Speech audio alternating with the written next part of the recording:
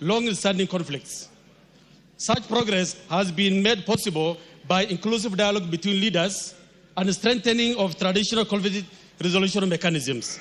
The persistent attacks have severely disrupted peace restoration efforts and significantly impacted development and economic activities in the area. Honorable Speaker, it is against this background that I request for a statement from the chairperson of the Departmental Committee on Administration and Internal Security on the following. A report on the status of investigation into the attacks against the coasts of Notor, particularly in Shur, Awaye, Balesaru, Bisik, Sarimo, and Korka communities, including the arrests made so far. Secondly, the long-term measures being implemented to restore and sustain long-standing security and peace that causes root causes of the conflicts in the region. Thank you, Honorable Speaker.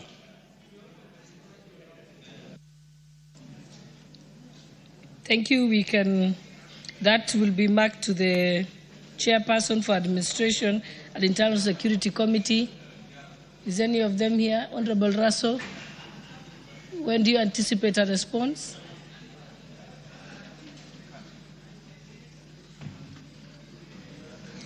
Thank you very much, Madam Speaker. Madam Speaker, I come from the area, and I am cognizant of what Honorable Wario there has presented. And as a committee, we'll be able to give response in 2 weeks. Thank you, Madam Speaker. Thank you. Before we move to the next statement, I know that a few people have asked me when we will have the petition relating to cancer to be read out. I think, Honorable Nyikal, I'll put it back at the order paper in a short while when the typing is ready. And I know that some of our guests here, the Kenya Network of Cancer Organization, are here to actually listen to the petition. So it will be coming very soon. Let's proceed to the next statement, request for statement. Honorable John Gagushia. Honorable Speaker, pursuant to Standing Order 44, 2C, I raised a request for a statement from the Chairperson of the Departmental Committee on Administration and Internal Security regarding the unfortunate death of Mr. Simon Waroe while in police custody in Central Police Station, Mombasa County. Honorable Speaker, reports indicate that Mr. Waroe, a 26-year-old Kenyan citizen of ID number 37118817, who went missing on 14th September 2025 in Umoja 1 area of Nairobi County, died under unclear circumstances while being held in police cell in Mombasa. This incident has caused public outrage and raised concern regarding the reasons for transportation of Mr. Simon Waroe from Nairobi to Mombasa and the circumstances leading to his death. There are possible negligence, excessive use of force, or lack of accountability within our policing system. Such incidents undermine public trust in the National Police Service and cast doubt on Kenya's commitment to upholding the rule of law, justice, and the sanctity of life, as guaranteed under Article 26 of the Constitution. It is deeply concerning that individuals placed under police custody for protection and due process of law sometimes end up losing their lives under circumstances that remain unexplained. This not only erodes public confidence, but also raises human rights concerns that should be addressed urgently. Honorable Speaker, it is against this background that I request for a statement from the Chairperson of the Departmental Committee on Administration and Internal Security on the following. Number one, clarification on the circumstances under which Mr. Waroe disappeared from Umoja 1 Estate in Nairobi, reasons for his detention and isolation in police custody. Number two, the official post-mortem findings on his death. Number three, status of investigations launched and the action being taken against officers or agencies involved in the incident.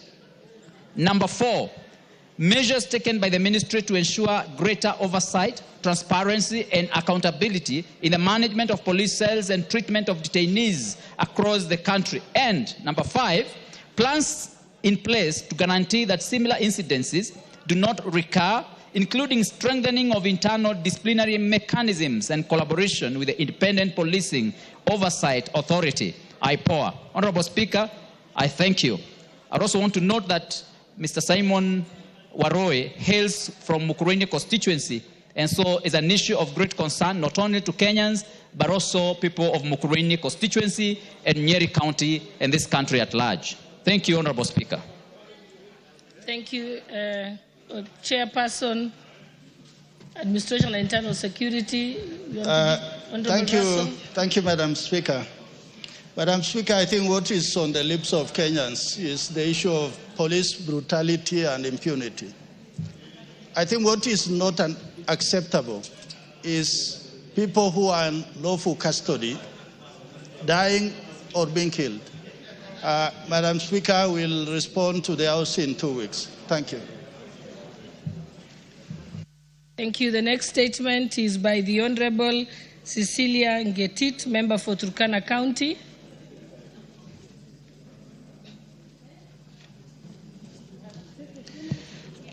Thank you, Honorable Speaker.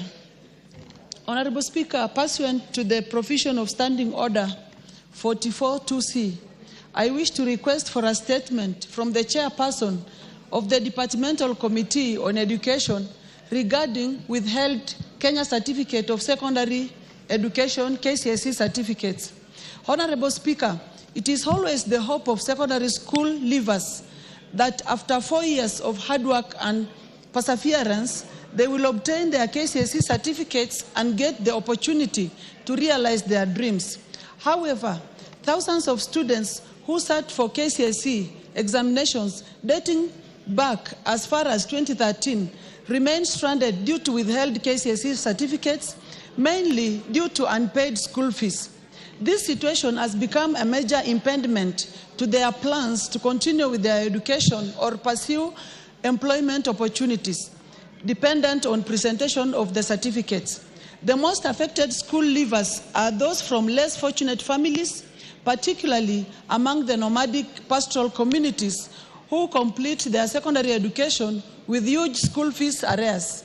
Honorable Speaker, in response to a growing number of complaints from students and parents who have been denied access to their certificates, the Ministry of Education issued firm instructions to all secondary schools across the country to release all pending KCSE certificates without the condition of clearing unpaid school fees.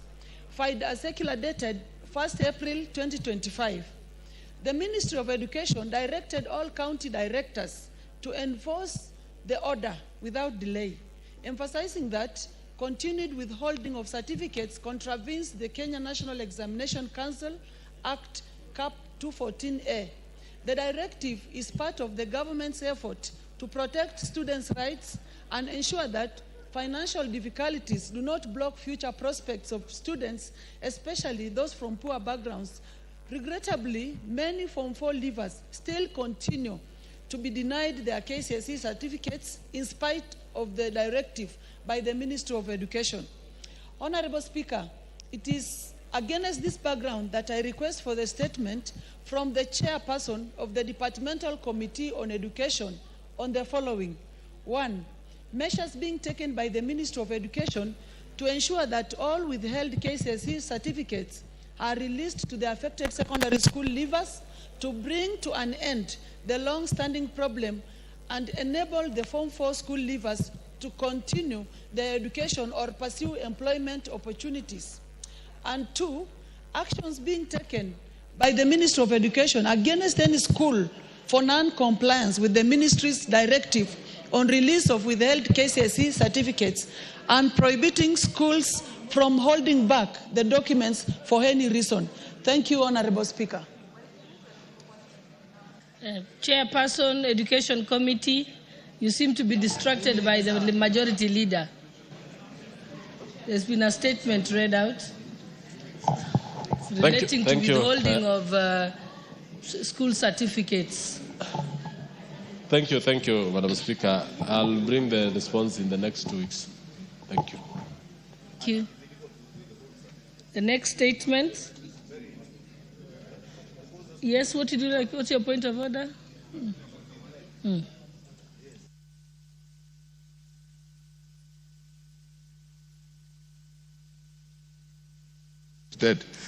really a point of order, Madam Speaker. The only thing I wanted some little emphasis, and as the chair was responding, in the time within which they are going to respond, I wanted to mention one or two things.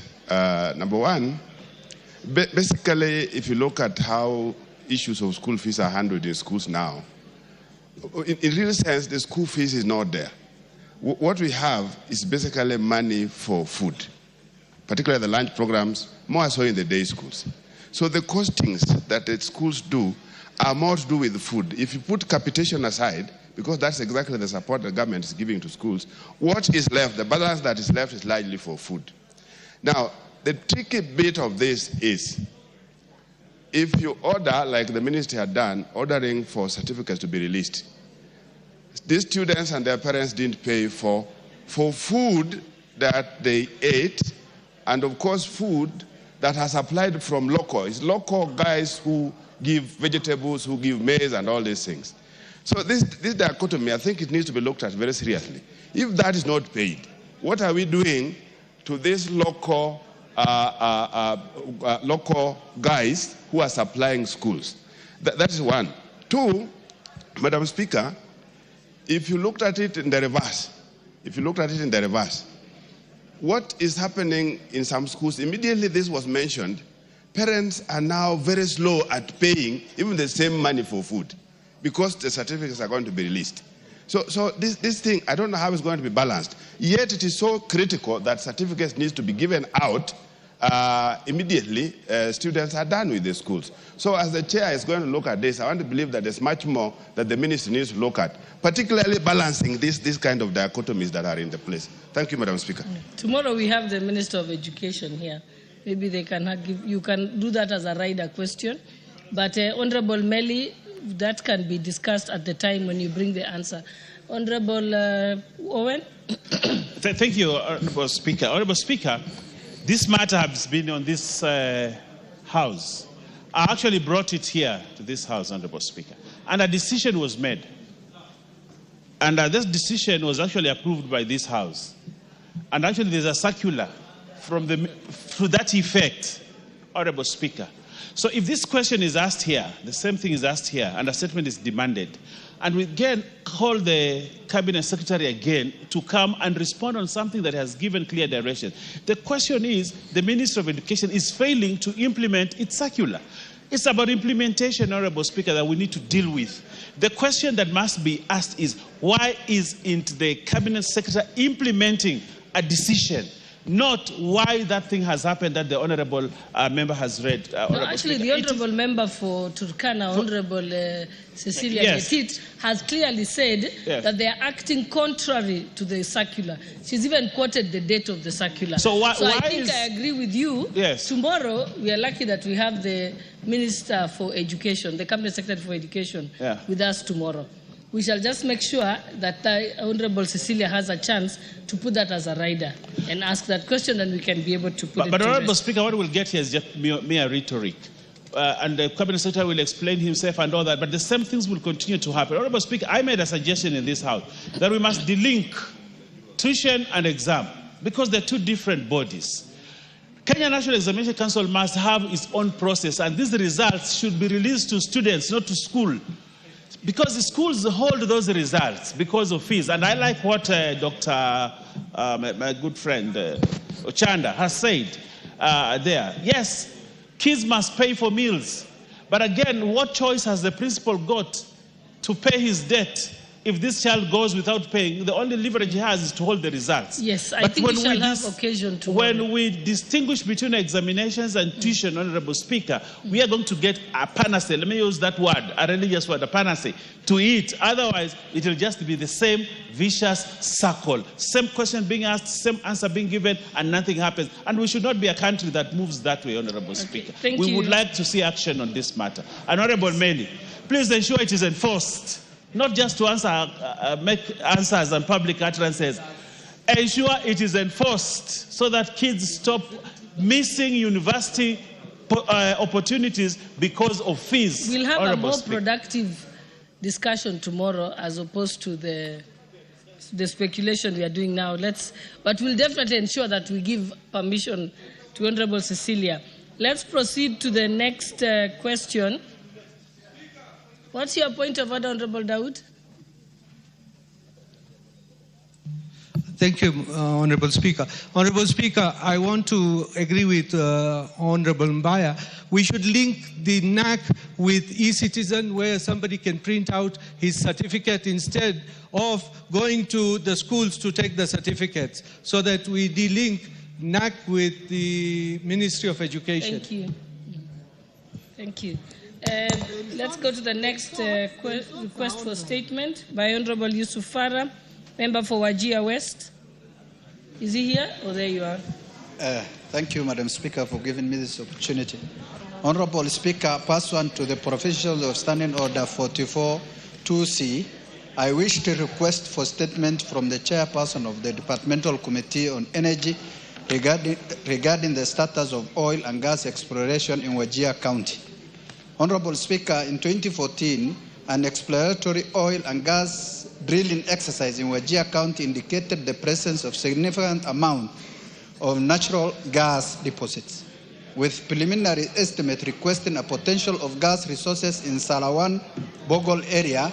However, to date, the residents are yet to receive any information on the status of the exploration or development of the resources identified. The affected community remain uncertain on the developments, how the county stands to benefit from the exploration, and the safeguard in place to ensure transparency, environmental protection, and equitable sharing of potential revenues. Honorable Speaker, it is against this background that I request for statement from the chairperson of the Departmental Committee on Energy on the following. 1. The status of oil and gas exploration in the county, Wajir County, including appraisal results and any proven reserves. Number 2, plans in place to develop oil and gas resources in Wajir County and how the plans fit in the country's energy strategy. Number 3, measures being put in place to ensure the residents benefit from the exploration. And number 4, lastly, long-term plans put in place to ensure environmental safeguards, mitigation strategies to protect the ecosystem and livelihoods of the area resident. Thank you, Honorable Speaker. Thank you. The chairperson for the Departmental Committee on Energy. Are you here?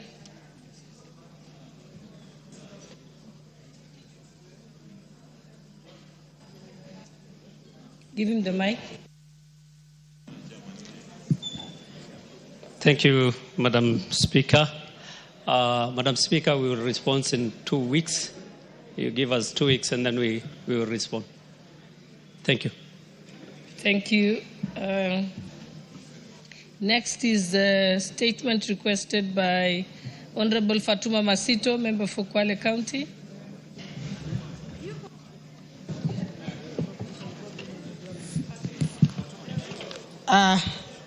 Thank you, Madam Speaker.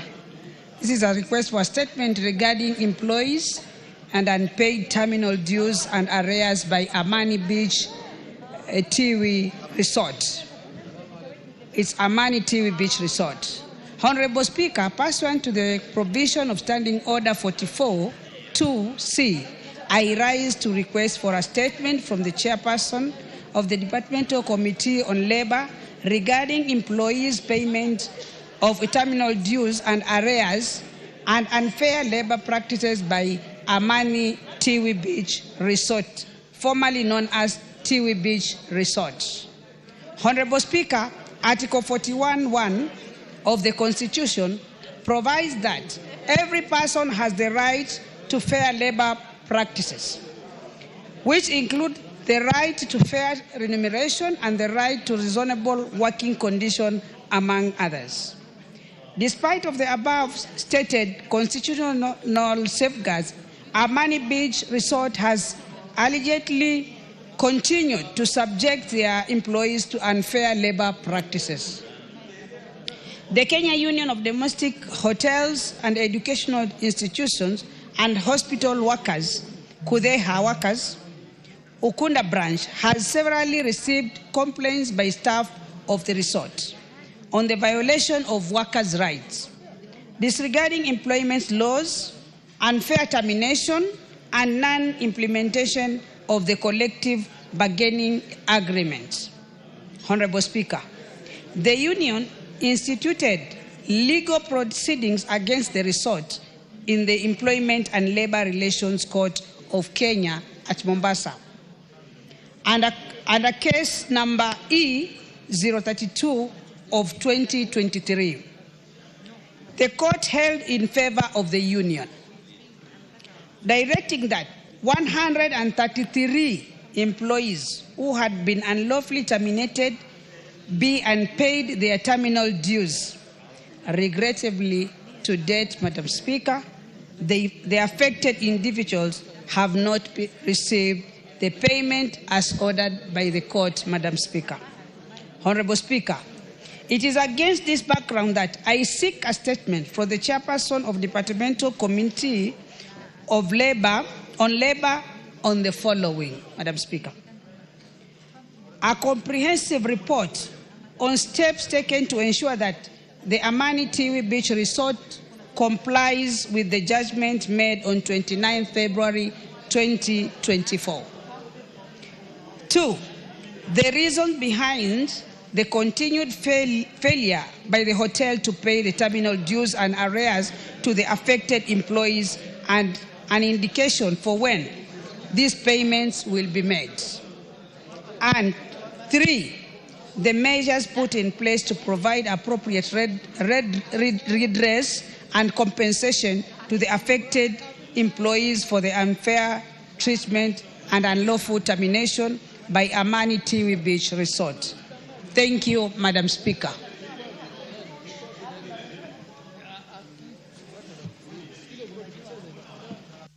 Departmental Committee on Labor.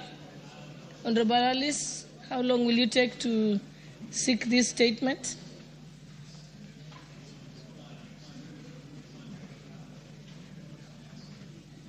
Give her the mic.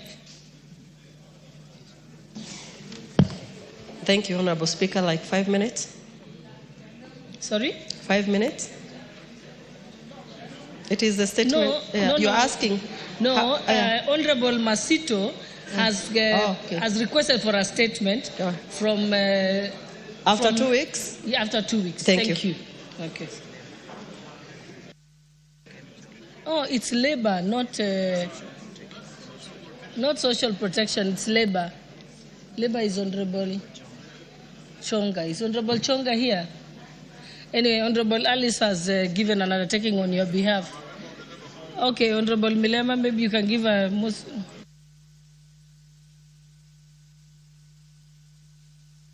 Yes, Honorable Mboko. You're giving an undertaking on behalf of your committee. Thank you, Honorable Speaker. We undertake on behalf of the Chair, Honorable Chonga, that we seriously concerned with that particular statement, and we shall be giving an answer in the next 2 weeks. Thank you. Thank you. Then lastly, we have a request for a statement by the Honorable Bernard Kitur, member for Nandi Hills. I thought I saw him. Member for Nandi Hills. He seems to have stepped out. Okay, honorable members, as we wait for him, allow me to read, to go back to petitions and read the petition because it's now ready.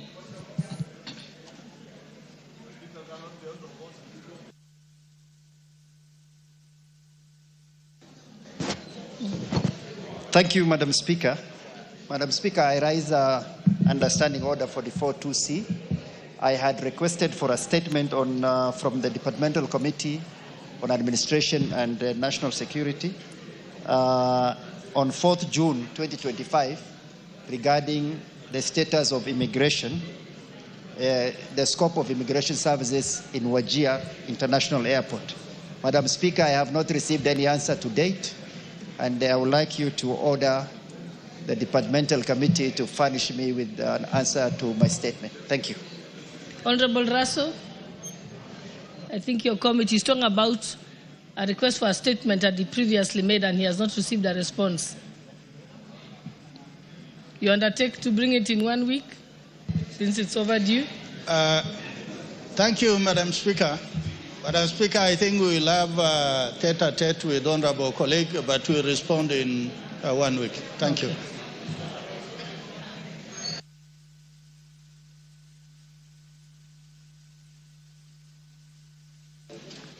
Next week.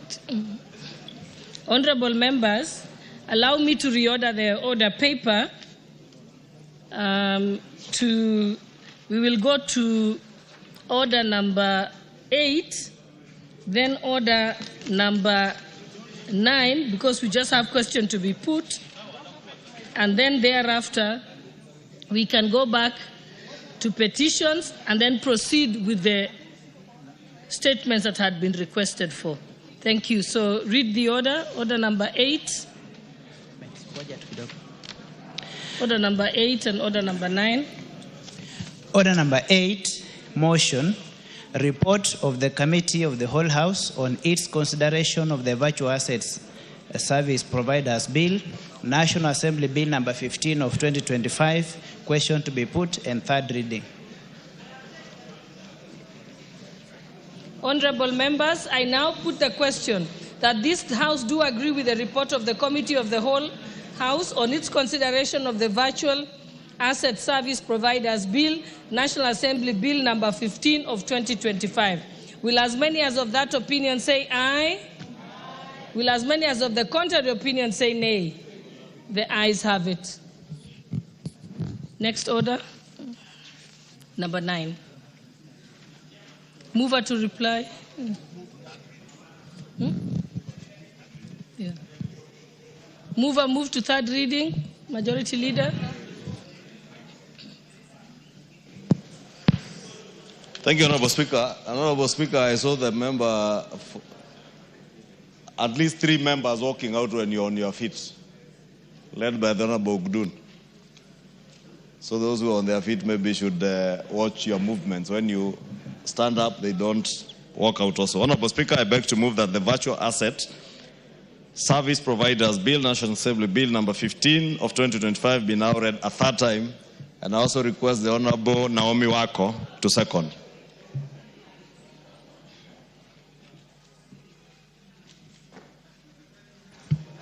I second. Thank you.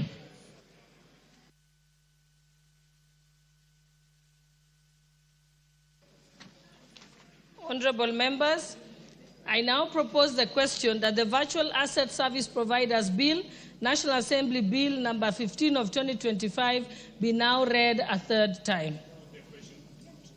Honorable members, I now put the question that the Virtual Asset Service Providers Bill, National Assembly Bill number 15 of 2025 be now read a third time. Will as many as of that opinion say aye? Aye. Will as many as of the contrary opinion say nay? The ayes have it. A bill for an act of Parliament to provide for the legal framework to license and regulate the activities of virtual asset service providers and for connected purposes. Order number 9, motion, report of the Committee of the Whole House on its consideration of the Kenya Roads Amendment number 3 Bill, National Assembly Bill number 34 of 2025, question to be put and third reading. Honorable members, I now put the question that this House do agree with the report of the Committee of the Whole House on its consideration of the Kenya Roads Amendment Bill, number 3, Bill, National Assembly Bill, number 34 of 2025. Will as many as of that opinion say aye? Aye. Will as many as of the contrary opinion say nay? The ayes have it. Mover.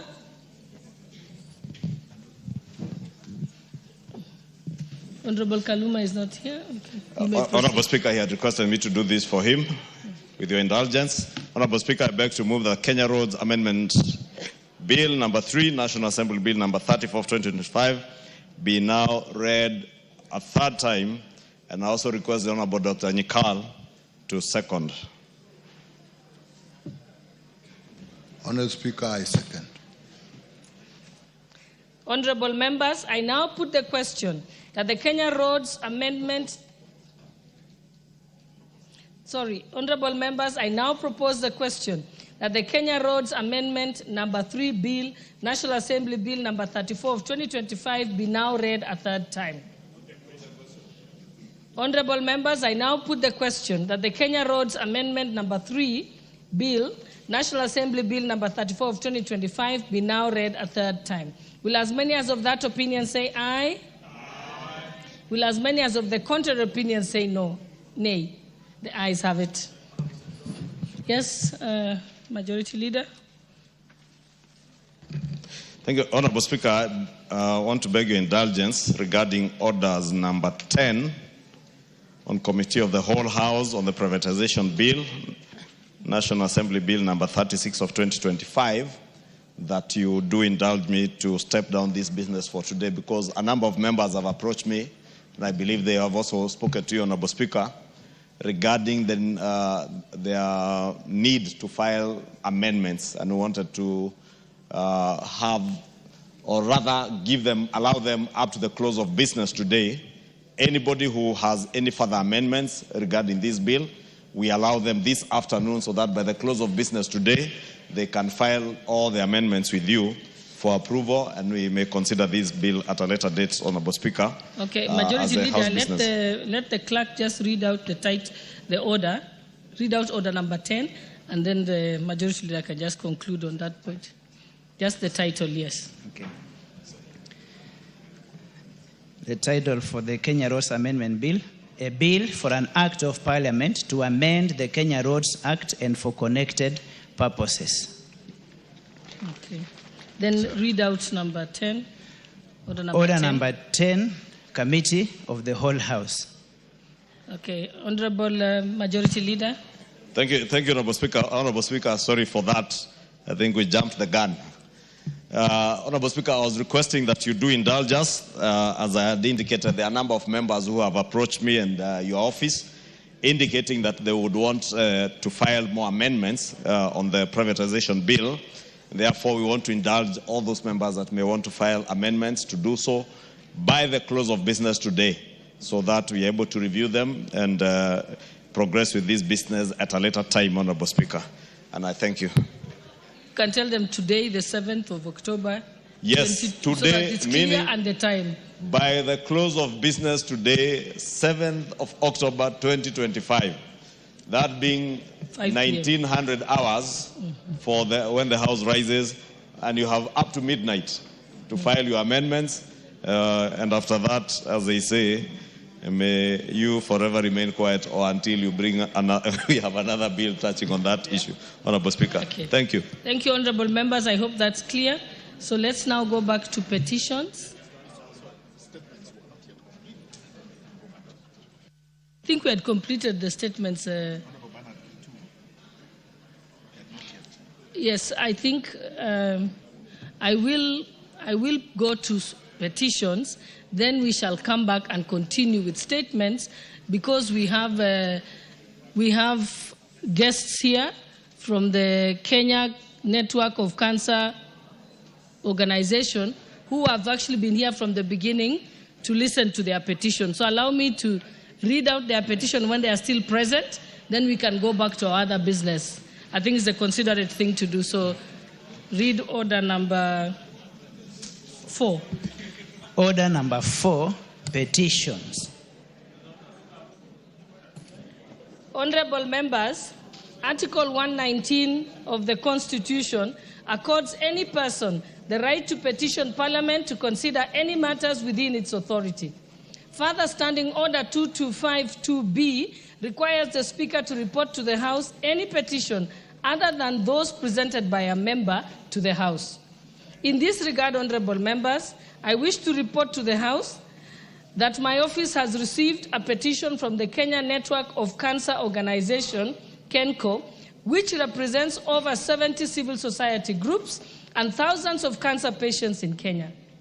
Honorable members, the organization is seeking to highlight systemic failures experienced through the Social Health Authority, SHA, and to call for the urgent reforms in the cancer care financing.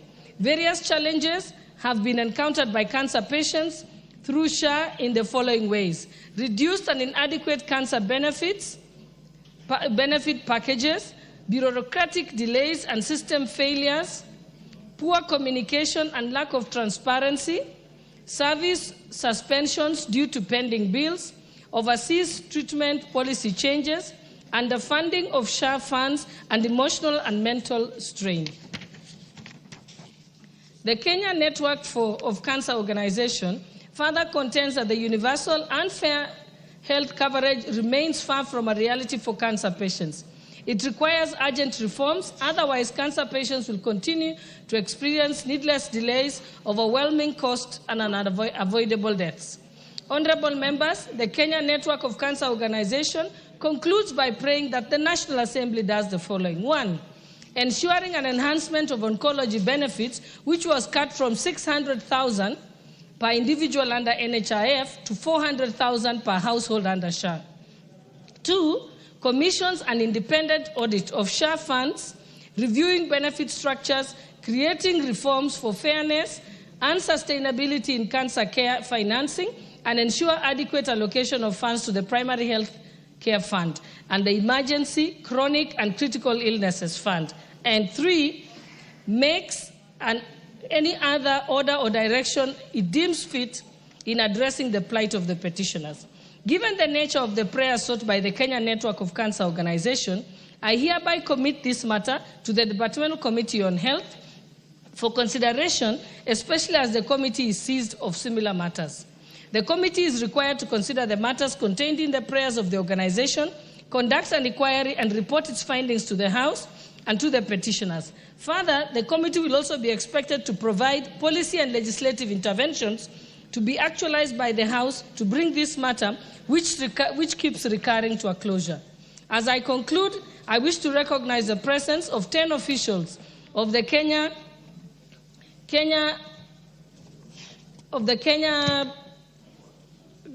Network of Cancer Organization seated in the Speaker's Gallery, and may I ask them to rise for the House to recognize them. Thank you. Yes, Honorable Majority Leader. Thank you, Honorable Speaker. Allow me first to thank the network, the Kenya Network of Cancer Organizations, for that very timely petition. And I must also commend you, Honorable Speaker, for committing that particular petition to the Health Committee, because I think in the Health Committee, the issues that they have raised are very pertinent, and they will be better off addressed by the specific departmental committee other than the Petitions Committee. And I want to request, Honorable Speaker, that even as we consider those, and Honorable Nyikal, the chair of the Health Committee, is here, he'll bear me witness that at least in the recent past we have done well to try and allocate further resources, especially to the Primary Health Care Fund and the Critical and Emergency Illnesses Fund. I think we have almost about 21 billion, but that money is not enough. And therefore we must, as has been petitioned by the petitioners, as the House that allocates funds to SHA, to the Ministry of Health, and to all our health facilities, help Dr. Nyikal and the Ministry to be able to allocate more resources, more so to the Critical and Emergencies Fund, because under SHA, Honorable Speaker, under this fund for Critical Illnesses Fund, the treatment of cancer, diabetes, hypertension, and such other critical illnesses fall under this fund. And therefore, irrespective of how much is provided for under the mainstream SHA package, if we have further resources under the Critical Illnesses Fund, these patients and many Kenyans can be able to access further benefits from the fund, Honorable Speaker. And I want to agree with them, Honorable Speaker, the package as it is today, it may look generous, but the cost of cancer treatment is very expensive, not just in this country, Honorable Speaker, but around the world. And therefore, we must, Honorable Speaker, be able to do all that we can to support our cancer patients and ensure that the packages that are benefiting from SHA are also enhanced, probably from the current 4 to 600,000, or even more, at least 1 million shillings under SHA. Honorable Speaker, I want to ask the Honorable Chair of this committee, Honorable Nyikal, to work expeditiously to ensure that you do recommend to the ministry and to SHA the levels, and I know Dr. Nyikal, being a medical doctor himself, is very well appraised of these matters. He knows, he has been the director of medical services. He therefore knows how expensive cancer treatment can be, Honorable Speaker. And also being able to ensure that there is standardization of the cost of cancer treatment, Honorable Speaker. Because Honorable Nyikal will tell you also, you will find the cost of treatment of chemo, of radiotherapy in one health facility in the country, in the capital, in Nairobi, is prohibitively expensive as compared probably to a mission hospital out in our rural areas, Honorable Speaker. And it's the same treatment, same drugs, same treatment regime, and the variance, Honorable Speaker, is also something I would also ask the Honorable Nyikal to look at together with his committee, so that we also standardize cancer treatment so that it does not matter where in this country you come from, whether you're in Nairobi or in Marsabit or in Kwale or in Kikuyu, you get the same level of treatment in our health facilities on cancer treatment. And once again, let me thank the organization of cancer organizations for their boldness and diligence to not only speak out there, but to come to where it matters most, and you have brought your petition to the right place, because these members here, not only being your representatives, but also being the people charged with the responsibility of having the power of the purse. They have now your petition. It is in the right hands under Dr. Nyikal, and we will do all it takes to support your petition and support the enhancement of the cancer care facilities around the country. I know the government has committed to building a number of cancer centers around the country, from Kisii to Meru to Nyeri, I think, and many other places, but also to ensure that we allocate more resources towards cancer treatment. And I thank you for your diligence and your boldness. You are great Kenyans, and I thank you. Honorable Nyikal, maybe you just confirm to them that within the time frame within which you hope to finish looking at their petition. Thank you, Madam And also Speaker. the assurance that they will have a chance to appear before the committee. Thank you, Madam Speaker. May I also thank the Kenya Cancer Network for actually bringing this petition. I'm aware, even before I look at the petitions and from what you have read, that actually there's a discrepancy between the benefit tariff for cancer, the benefit package for cancer and the tariff thereof, and the cost of cancer in the country. The cost of cancer is much higher than the tariff. And so in the shift, they'll get some care, some cover for inpatient, but it runs out. And therefore it is expected that emergency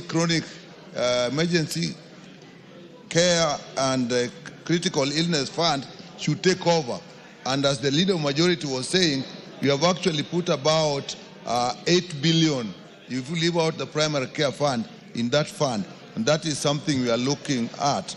And it also underlines the cost of care in the country generally. That's something we need to look at, where there should be so much discrepancies.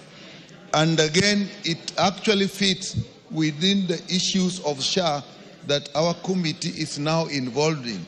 And so, in my view, it actually gives us a chance to fit in what we are looking into, the issue of cancer and how it can be taken care of, how the primary care can be used to prevent it, and the emergency critical care can be used to support the chief care that is given.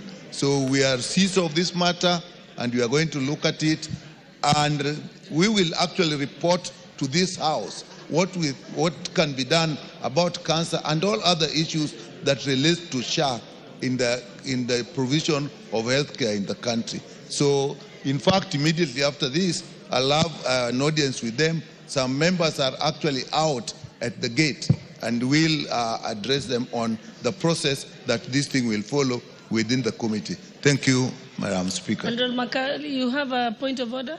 Yeah, thank you so much, Honorable Speaker. Just to comment on this petition, and let me join my colleagues in appreciating the petitioners for this important petition. But two observations, Honorable Speaker.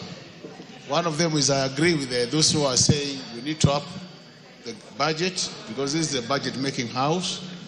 But more critical, this being a network of cancer organizations, I think it's also need to supplement the government's efforts in terms of encouraging Kenyans to go for screening. Because you know, Honorable Speaker, we say prevention is better than curing. So we need to encourage more Kenyans through the network so that they go for early testing, early screening, so that we can treat this cancer at the early stages. I submit, Honorable Speaker. Thank you so much. Thank you very much. And in conclusion, I just want to ensure, to assure our guests, the Kenya Network of Cancer Organizations, that the matter is now within the departmental committee, and that we remain committed to continue to improve the care that's available. Each of these members have sworn to uphold the Constitution, which includes Article 43, which gives you the right to the best possible medical care attainable. So that is something that the House is committed to. We shall continue to work towards it. Every time a new program comes, sometimes the challenges that are ahead of it are not known until implementation. So we appreciate that you've brought that feedback to the National Assembly and that you have our commitment that we continue to improve. And as many of you will know, that I'm a committed fighter of cancer and held many medical camps in Uasin Gishu County, and in fact have a big cancer walk on the 18th of this month. And you're all welcome to join us. Thank you. All right, now, honorable members, let us go back to statements. And we only had one statement that was requesting for, one request for a statement that was remaining before we go to the responses. There was the statement of the Honorable Bernard Kitur, request for a statement by the Honorable Bernard Kitur. Is he back? Member for Nandi Hills. He's on his way. Honorable Donya, you have a point of order? Thank you, Madam Speaker. Because we are still on statements, I remember, Madam Speaker, I've done 3 statements on T-bonuses. Until today, Madam Speaker, I've not yet been given a response by the chairperson of Agriculture. As I was waiting for the response, Madam Speaker, we saw on news the farmers were now paid 10 shillings per kilo, Madam Speaker. When we were making the request for statement, the farmers had been paid 22 shillings, Madam Speaker. Now, I don't know it's because we shouted. I don't know it's because we made a statement, Madam Speaker, because when that statement was made, farmers from Kisii region, from Western, they called and said, at least we have someone who is taking care of our concerns. Now that we didn't get the response, Madam Speaker, and the farmers were paid 10 shillings per kilo, now we are receiving a blame from the farmers that we are the cause of their bonuses coming down by half, Madam Speaker. I'm not even wrong to say, yes, we have different types of workers, Madam Speaker. We have teachers, we have nurses, we have sex workers. Sex workers are even paid better, Madam Speaker, than the T-bonuses that they were giving our farmers. So we want to tell our farmers to stop farming and go do what will give. I'm not, no point of order. I'm still here, Madam Speaker. We are aggrieved on this issue of T-bonuses. There is nothing to be proud about, Madam Speaker, and we need the Minister for Agriculture to come to this House and give us a response on why the tea farmers, especially from Kisii, Kericho, Western, they were paid peanuts. In fact, they were abused, Madam Speaker. I have no better language to express my concerns on what they've done to our tea, of our tea farmers. I just need that response now, or else I'll not leave this house. Today I'm going to sleep here, Madam Speaker. The chair must answer. Is the chairperson from the vice chair is here, Honorable Brighton? Let's listen to the vice chairperson. On behalf of the committee, the complaint is very clear. There's been 3 statements that have not been responded to. Give him the mic. Allow him this. He's already on his feet.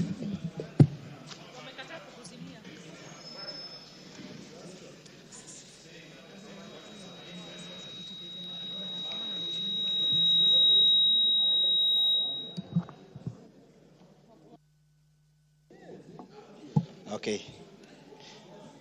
Thank you very much, Madam Speaker. Indeed, what Honorable Donya,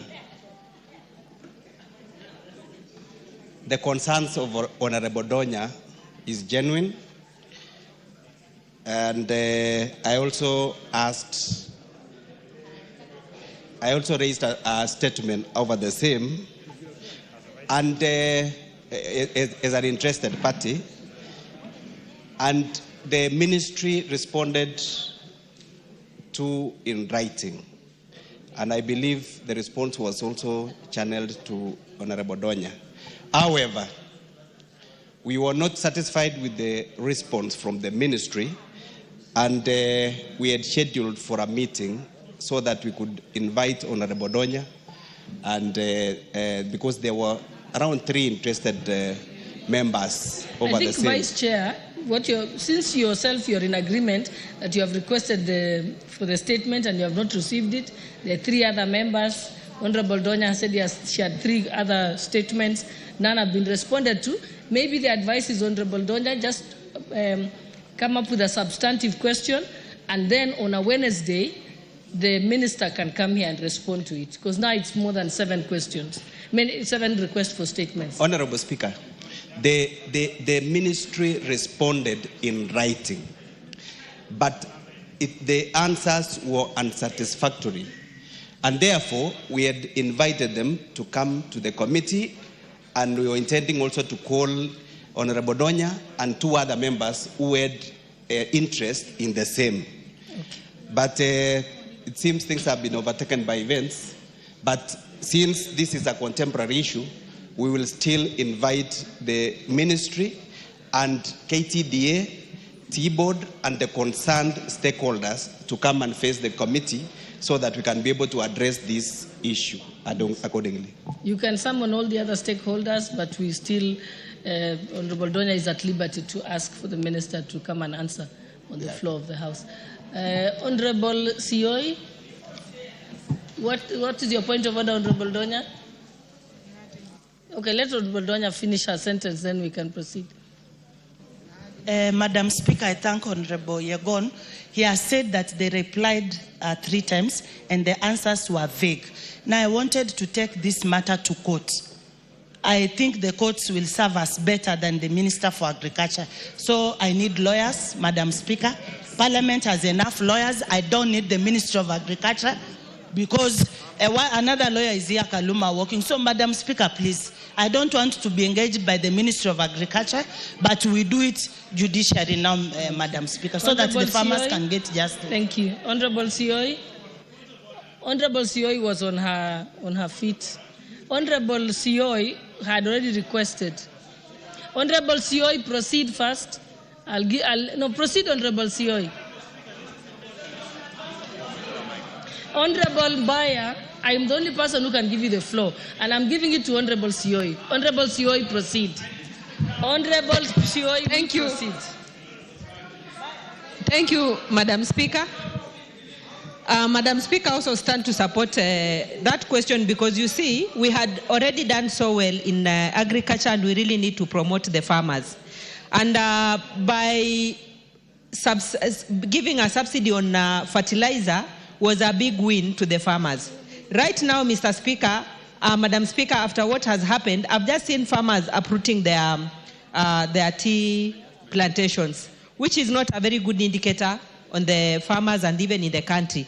I'm also concerned, I come from Trans Nzoia where we do farm maize, and I know the biggest problem that we are going to have is the prices of maize plantation, of our produce, because right now we are harvesting. I know that we have a very good harvest, but towards the end of the day, Madam Speaker, we are going to have the bad pricing of the maize of our produce, of which, Madam Speaker, we really need to regularize. When it comes to the farmers, now that we have given them subsidy, let us give them the best price so that we promote them and we promote the agriculture sector, Madam Speaker. Thank you. You know, the Honorable Buyer, if you request respectfully but not stand by force, that is bordering on bullying the Speaker, which I will not allow you to do. So you have to apologize, or else I will not see you. Okay, you may say your point of order in under a minute.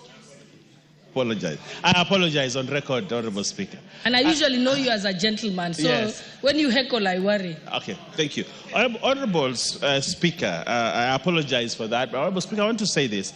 I support Honorable Donya to the extent that tea farmers, coffee farmers, all farmers must be. I also want to grow coffee and tea in Kilifi, and I want better prices. But Honorable Speaker, the Honorable Donya should not cede the authority of this House to the judiciary by saying that now that it has not been answered here, she says she wants to take it to court. Yes, you have a right to do that, and everybody else has, but you cannot cede the authority of the House, Honorable Speaker, to the courts, Honorable Speaker, to say, you know, because this Parliament has not given me a good response, I will go to court. Honorable Speaker, that is not procedural. It is not at all. And actually, you should ask the Honorable Donya to withdraw that statement, that because it has not been answered here, she will go to court. She can do that, but not on the floor of the House, because we're three arms of government, and that principle must be protected by this House, by the courts and the executive. Other than saying, you know, if it can't be happen here in this chamber on the floor, you say you want to go to court. I want to tutor. I want to use that word, to tutor the Honorable Donya, who is a very good legislator. Please do not make Parliament look weak at any one time, Honorable Speaker. Never make Parliament look weak. Don't make Parliament look weak. Now, Honorable Buyer, I think she's within her right to say that she wants to take that step. She's perfectly within her constitutional rights. But also, I don't think she's making Parliament weak. The committee and the cabinet secretary, by not responding to her statement, are the ones weakening Parliament. I don't think it's Honorable Donya. She's trying to make Parliament do its work. Honorable Kagusha, then we'll close this and move on. And Honorable Ngeno.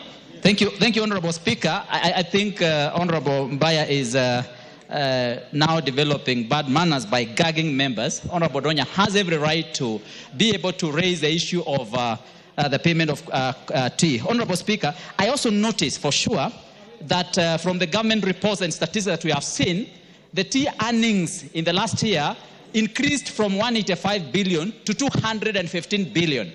Now, it is very surprising and shocking that even after the tea earnings have increased from 185 billion to 215 billion, the farmers this year have received less bonus. Honorable Speaker, it will be very important for us to understand where did the difference go? Where did the increase go? Why didn't this increase get to the farmers' pocket? Yet we are supposed to be increasing the farmers' pocket. And Honorable Speaker, I truly and fully support that Honorable Donya's question be answered without any hesitation so that we can be able to get a way forward on this matter. Because it seems there are some people who are taking advantage of farmers, and it seems like our leader here could have some idea of what is happening. Honorable Speaker, I suggest next time the Honorable Mbaya should understand when we are discussing issues to do with fish, not when we are discussing issues to do with coffee and tea. Thank you very much, Honorable Speaker.